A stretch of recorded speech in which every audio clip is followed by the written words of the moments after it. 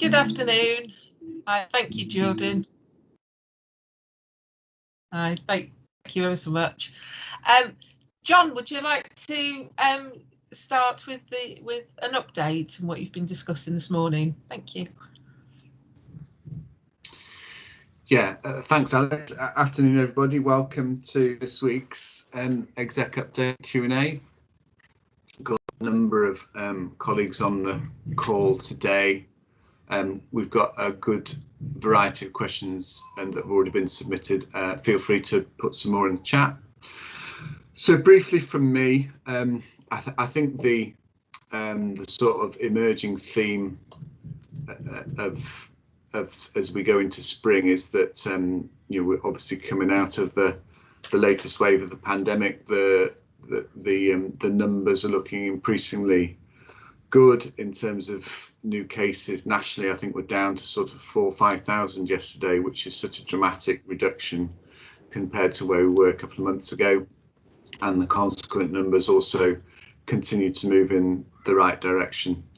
And that's having a direct impact on across all our services. So whilst everybody's still full on, the hospitals are starting to begin to refocus on getting back to business as usual and recovery, notwithstanding the huge amount of work around waiting lists that's stacked up. We're in a similar position.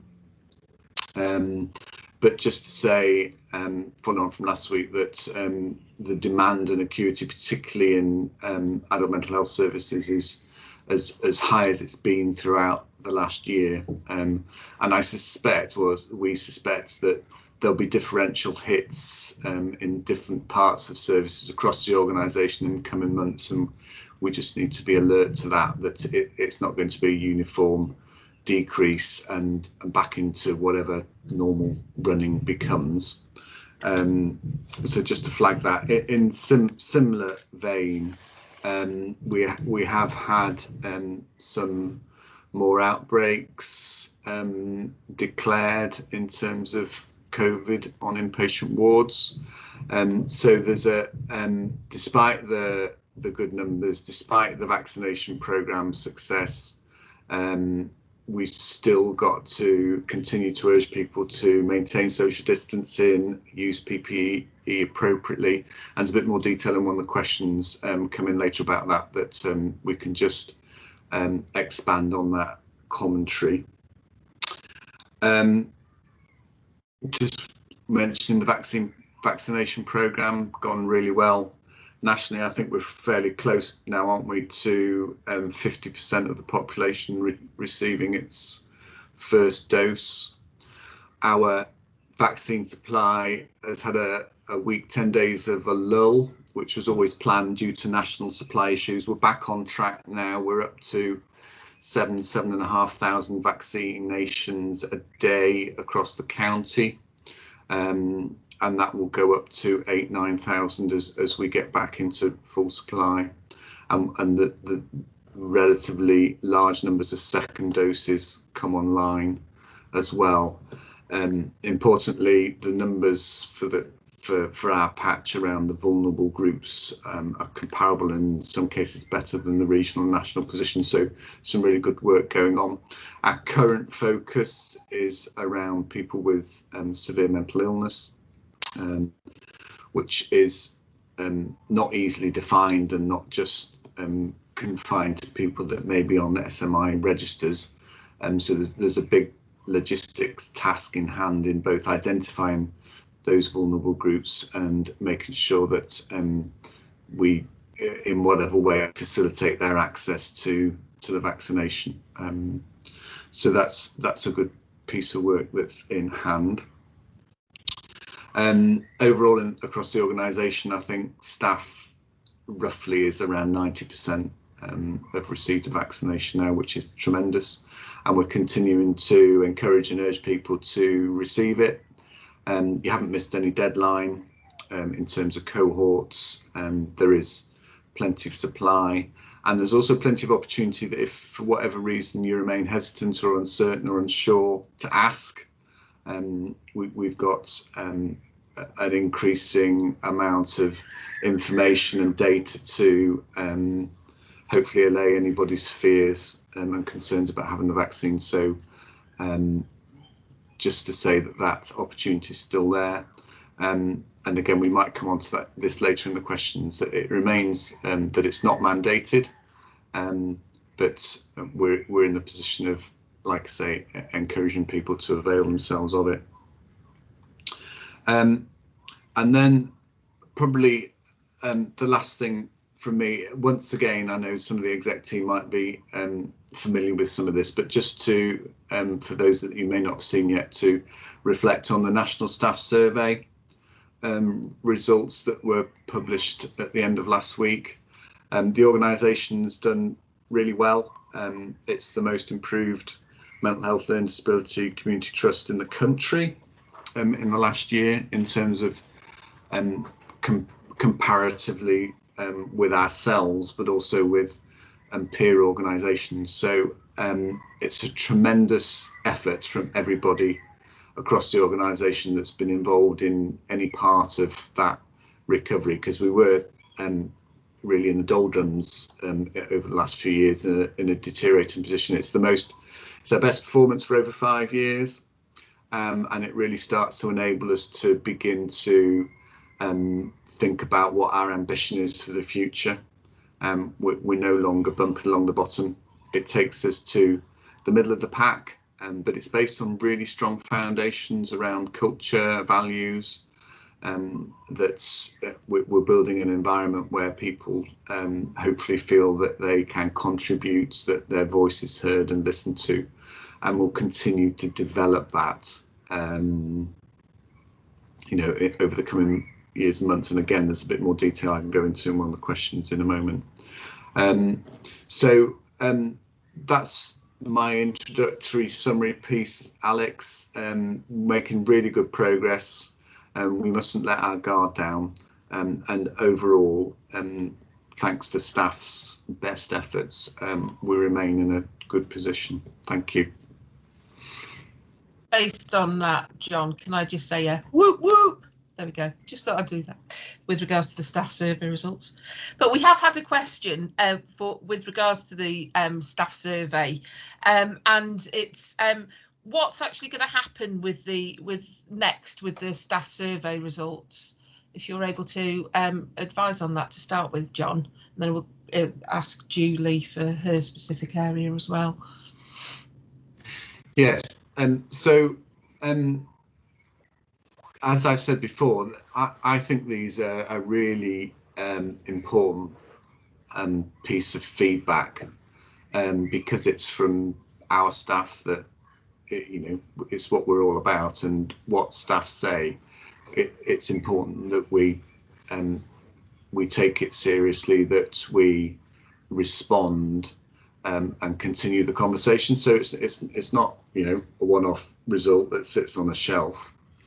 We're going to need to, I think, well, we're celebrating the positives, but we need to look at some of the more detailed commentary. There's a lot of free text that people have taken the trouble to write and inform us about.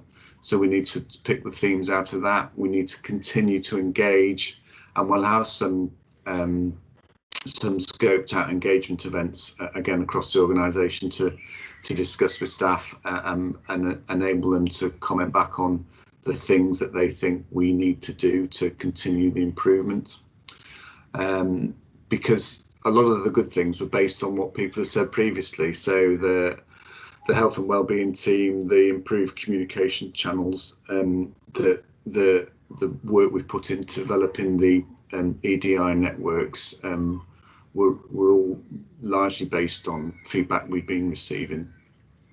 There's lots to do in terms of drilling down across the different 4 divisions, and the divisional leads are taking the results to their teams to identify more specific pieces of work.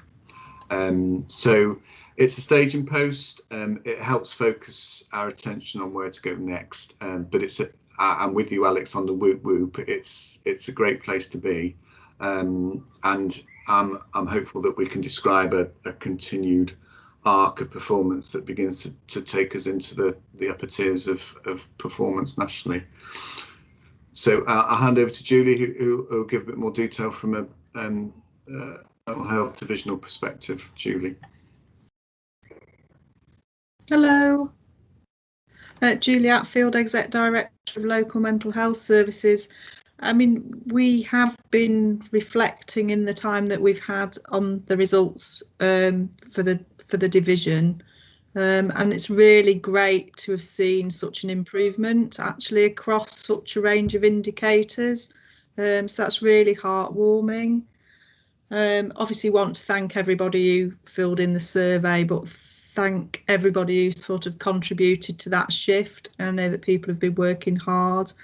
There's always, of course, a lot to do to get us into an even better position going forward.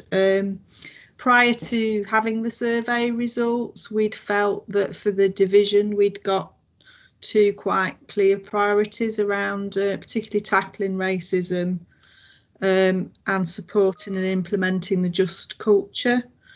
And the survey findings do actually underline those. The other thing for us is we want to carry on having the conversation, because we've made quite some inroads, I think, into structure and roles and people's jobs and the leadership and support that they get. And I think COVID sort of has shaped some of that over the last year, and it's a bit about how do we keep the positives from that and make them, you know, how we do things around here going forward as well. So I think there's something about working better together in local teams so that people continue to feel supported.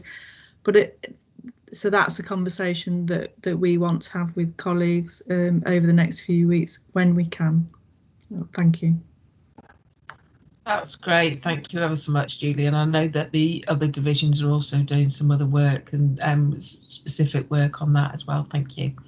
Emma's put a question in the chat, which Anne-Maria has kindly said that she'd answer, which is, are you, sorry, it's just scrolled up now, there we go.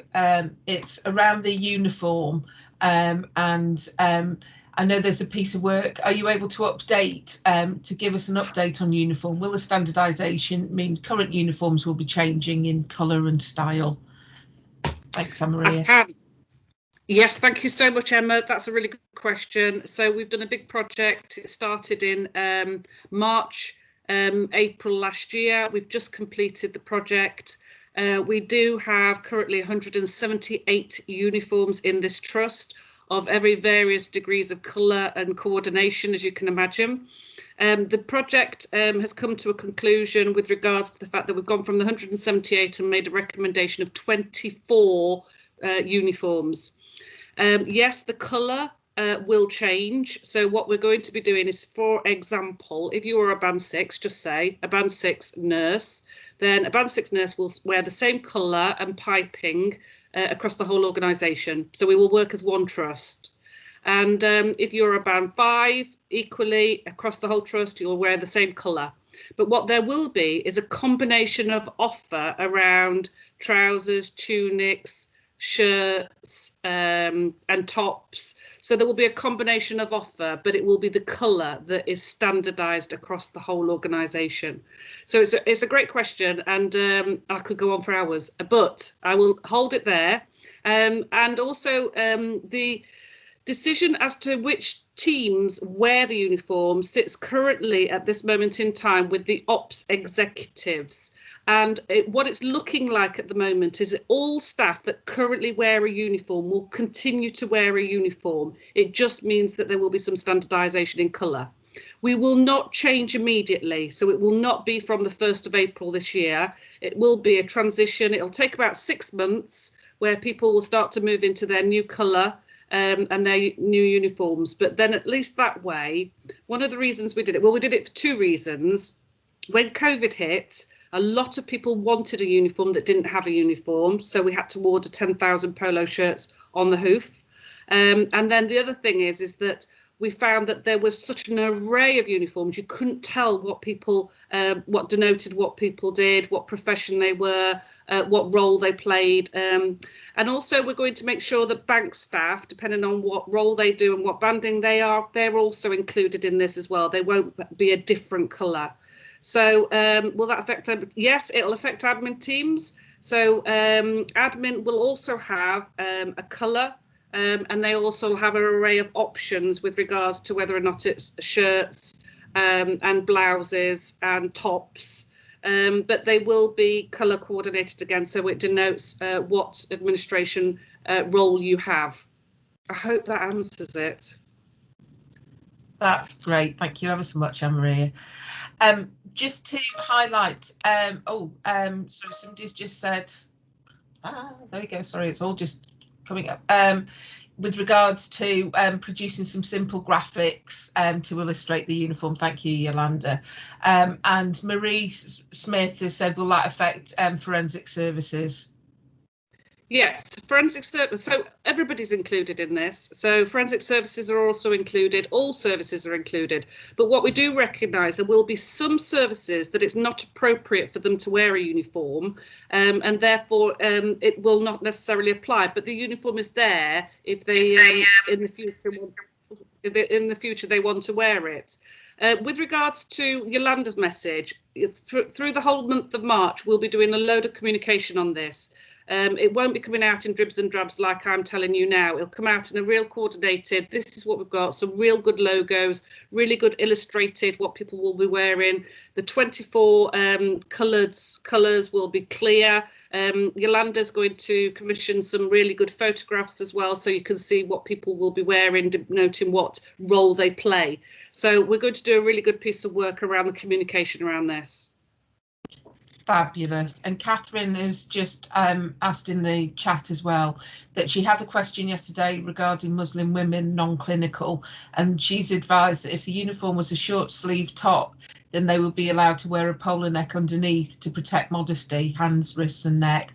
Is that correct? Yes, absolutely correct, because they would still be able to wear something underneath. It's just what denotes it over the top. So yes, absolutely. Excellent. Thank you ever so much. With regard, Catherine has also added into the chat, going back to the staff survey, that just to add that we will also be breaking the stats down so that we can examine them by protected characteristics, i.e. disability, race, sexual orientation, etc. So we can see what our diverse staff groups are telling us. Delighted that feedback shows an improvement in equality, diversity and inclusion, but much more to do by all of us. So there we go. Thank you. So the next question that we've had sent in, John, was that we've heard that a new director of corporate affairs has been appointed, and can you please explain the remit of this role and what that covers exactly? Thank you. Yeah, thanks. That's a good question. So to emphasise, this is a joint appointment into this corporate affairs director role, and it's shared with Sherwood Forest Hospital. So Shirley Higginbottom, who is our new director in this office, has been doing similar work for Sherwood Forest previously, and we thought it was a good opportunity to align some of those functions across the two organisations. Shirley brings a wealth of experience, but to sort of explain it, if you think that the organisation is, we're here as a public service and we use £500 million, £500 million a year of public money, and as such an organisation, we need to make sure that we've got a whole range of systems and processes that oversees the use of that money, to make sure that we do it appropriately and that we've got mechanisms in place to check our legal responsibilities, all our insurance, claims that come in. So that whole office that sits around the board, my office, the chair's office and the board subcommittees, is supported by this governance infrastructure. and Shirley's role as Director of Corporate Affairs will be the director of that function. Hopefully that covers it. That's great, thank you ever so much. Yolanda, I don't know if you want to answer this next question. Is this year's Oscars open for nominations? And I don't know if you want to go into any more detail about that as well. Thank you. Thank you, Alex. I'm Yolanda Martin. I'm Associate Director for Communications in the organisation. I'm absolutely delighted to say yes, we've launched the Oscars last week. So for those that don't know, and I'm sure every single person does, they're celebrating the work that we all do across the organisation, our staff and our volunteers, focusing on the year from April 2020 to the end of February this year, which has been a difficult year for many people. So really pleased to see that with only 1 week of opening, at least 60 nominations have been received. So that's absolutely fantastic to see that you're all acknowledging the work that others do.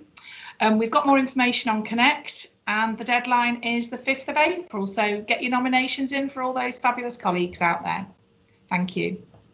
Oh, thanks, Yolanda. It's a great piece of work with recognising colleagues. Thank you. Thank you, Alex. Julie, I don't know if you want to answer this with regards to, are there any plans to review the need for masks when in a non-clinical office and sat 2 metres plus away? Yes. Yeah, sure. So it's worth adding actually that we've had similar comments made about wearing visors on wards. So I would like to underline by way of reply that our actions still with PPE are based on sort of quite rigorous risk assessments, and at the moment the level of risk is too high to reduce the measures. It's also worth saying that we are reviewing this on a regular basis, and that includes taking into making changes in line with national guidance. At the moment, we are still having outbreaks, and that includes in non-clinical areas. And I'm going to ask Anne-Marie to give a bit more sort of flowery description of that, because she's got some recent feedback from outbreaks. But at the moment, we need to maintain all of those measures around masks, visors and social distancing. So I'll just ask Anne-Marie to comment particularly around some recent outbreaks, and particularly around probably car sharing. Thank you for that, Julie. So I told you last week that we hadn't had an outbreak since the 21st of February, and I was whooping all of that. But then on Friday, which was only 2 days later, I got notified that we'd got a new outbreak. Now, what has come to light is, and I don't know whether or not people are a little bit more complacent because they've had the vaccine, or whether or not doing the lateral flow testing gives them a little bit of complacency. I'm not sure, but we've definitely had a bit of a lapse in what is going on in some of the areas. So I've now got an outbreak that has moved into potentially 4 wards on the back of 2 different people, 2 different sets car sharing and not wearing masks and not using ventilation in the car. Now that has also led potentially to a patient also now being positive as well. So I just want to put a plea out there, and like Julie says, we haven't had outbreaks. We've done really, really well. People have been really on it, but we've just got a little bit of a lapse going on at the moment, and I wonder whether or not that's just a little bit of people thinking that they're safe. But you must continue to, number 1, do your lateral flow testing if you're in a clinical area. Number 2, social distancing. Number 3, wear your mask. If you have to car share, for example, if you're a student, then you must wear PPE and must have ventilation. But if you don't need to car share, then please don't, because actually it should only really be done in matters of necessity rather than just because you fancy doing it. Remember, there's a high viral load in small spaces like offices, small spaces like cars, small spaces like changing rooms. Really high viral load, particularly if you don't have ventilation in those areas. So we are seeing people who have been vaccinated and who have been doing as much as they possibly can, we are now seeing people still becoming COVID positive. And believe you me, it's not very nice. So, and then also, if you're then in contact, you've then got to go and isolate for 10 days as well. So that has another impact on, you know, staffing and your colleagues. So please, please, please adhere to what we're telling you. That'll probably come on to another question, I think, that's also being asked around whether or not staff in non-clinical areas need to wear masks. Yes, please. We will review it on a regular basis. I promise you we will. We will not make people wear stuff or do stuff that they don't need to be doing. But on a regular basis, we do review it. We review it with national requirements, national recommendations and national guidance that tells us what we need to be doing. So we review that on a regular basis. And then every time that Boris stands on that podium and he tells us something new, then we also review it within the 24 hours of him doing that as well. So anything that comes out, we look at it, we review it, we make sure that we're adhering to everything that's been said. You have to remember that we don't do things because we fancy it. We do it because this is what Public Health England guide us to do. So at the moment, please, please, please continue to do what we're saying. Thank you ever so much, Anne-Maria. And there's been a question sent in, which is just asking about the vaccine and stating that there have been concerns expressed about the AstraZeneca vaccine. Do you know any more about this? And John, I don't know if you want to state anything. Yeah, thanks. Yeah, it's been a very live topic on the news in the last couple of days, isn't it? Particularly around the AstraZeneca vaccine. So it's a bit of data for you. So the as with any medication, there's a very well used reporting system for any side effects, including deaths, and that data is collated nationally, and we report all issues through that. The Medicines Regulations Agency so far has received 227 reports of death in the UK shortly after the Pfizer vaccine and 275 after the AZ one. And on the first reading of that, you might think, blimey, that's a lot. However, those numbers need to be taken in context of the cohorts of people that have been vaccinated. So you'll remember that we started with the very elderly, over 80s, and the vast majority of those deaths have been in those patients. The vast majority in those people with significant underlying illness. So all those deaths and the serious side effects are reviewed on an individual basis, and themes and patterns identified, and remains under continuous review. AstraZeneca has been the preferred vaccine of choice in care homes and home vaccination services. It's felt to be less likely to cause severe immunological allergic reactions. So our own Joint Committee on Vaccinations and the European Medicines Agency have, and the WHO have reviewed the safety, and they're very clear that they're safe to continue to use, and the risks and side effects which you have with any medication are far outweighed by the potential serious effects of contracting the illness itself. And then just to add, the bit more recently was on the potential of the AZ to cause blood clots. I think the number was something like 40 out of 17 million doses, which is actually a lower rate than in a general non-vaccinated population. So again, the conclusion's there that from a clotting perspective, that there's no additional risk. So again, we are guided and instructed, and we take our instruction from those national authorities, and we'll continue to use both. Thank you. That's great. Thank you ever so much, John. And Hanny has put a question in the chat, and Julie, I don't know if you you're able to answer this, please. But it states that counselling is restricted for patients who are under our care with long waiting list in our psychotherapy teams services. IAPT and other services will not see them as they are under us. Any solution, please? Is this appropriate to discuss in this meeting? Yeah, it absolutely is. Thanks, Honey. It's a good point that you make. We're trying to make some headway into the various weights we've got. So overall, we've done really well on working age dementia, and actually local mental health team, the numbers of patients waiting longer than they should has gone, it's actually reduced quite significantly. But it's a good point you make about particularly around psychotherapy, and it is next on our it's next to turn attention to now that we've kind of tried to sort out ADHD as well. So I think it's a good point you make around particularly access to IAPT, and I think it's a point that I will take away and explore.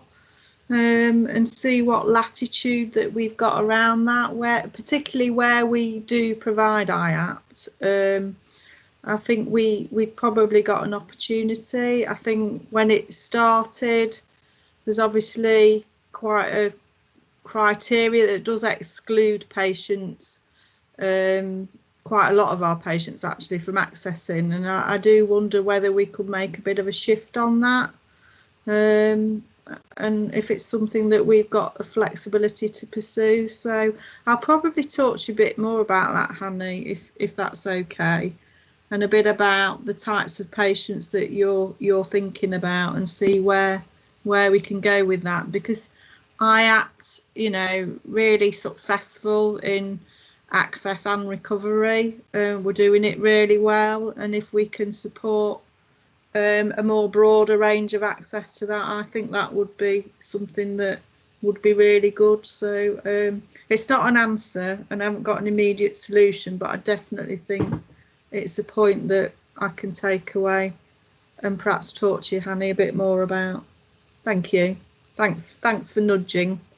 Thank you. That's great. Thank you. We've just got a couple more questions that have been sent in, and Lorraine, I don't know if you want to answer the next one, which is linked to the staff survey. And the question has been sent in. It states, I would like to ask a question on behalf of myself and other bank admin staff who may be interested in contributing to staff surveys. I'm a member of bank admin staff, having started for the trust in August of last year. I would like to take part in the staff survey, but was told that a bank member of staff was not eligible. I was also explained that this was because I do not have a fixed team.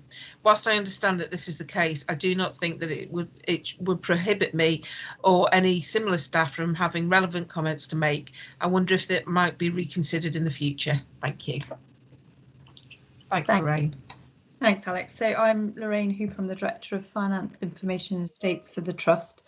Thank you. It's a really good question, and as both John and Julie have said in their earlier responses to questions about staff survey, we value all of the feedback from all of our staff.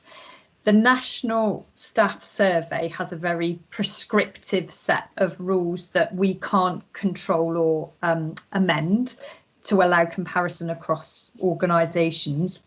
But what we are in the process of doing is making sure that we undertake a survey specifically of our bank staff that will be similar in its nature to the staff survey, about finding out what bank staff experiences are of working at the trust, but also expand itself out to some of the practical things, given bank staff work in numerous different areas, and so we're recruited in a different way to our substantive staff, and so we want to expand it out and understand some of those things as well. So absolutely, definitely want to hear the views of our really valued bank staff as well. So keep an eye out in comms and inboxes for that survey, which won't be too far away.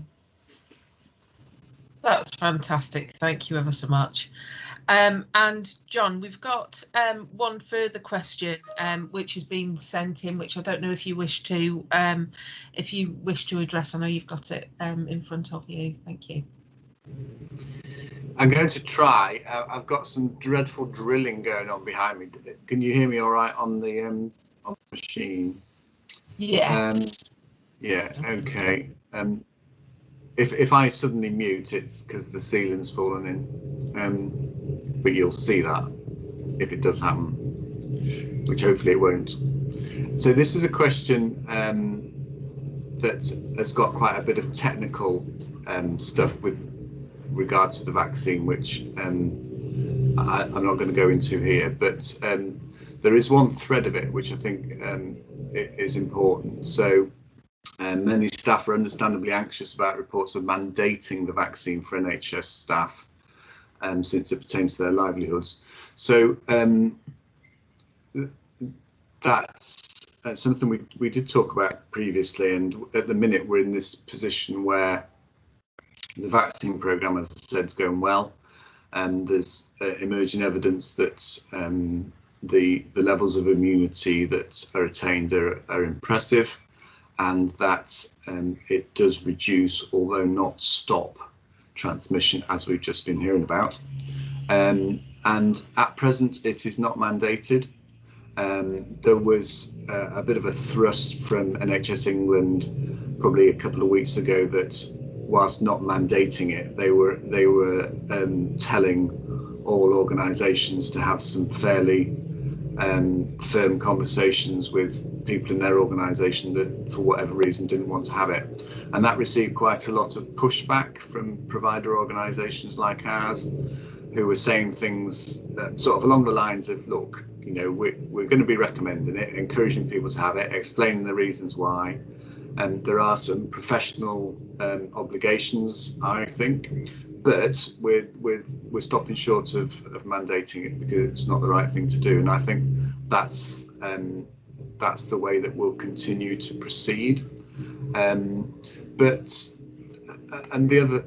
the other pieces of that question, I just sort of reiterate, we're not, as things stand, in any position to make decisions of our own based on our own organisational data, and particularly with regard to the vaccine, we're instructed by the Joint Committee on Vaccinations and Immunisations, we're instructed by the Department of Health and NHS England Improvement, and we will try to do our best by our staff and our patients. So that's my coverage of that one, Alex. Thanks. That's great. Thank you ever so much. Just wanted to check, is there any final thoughts from any of you as execs? If there's anything that anybody wants to cover.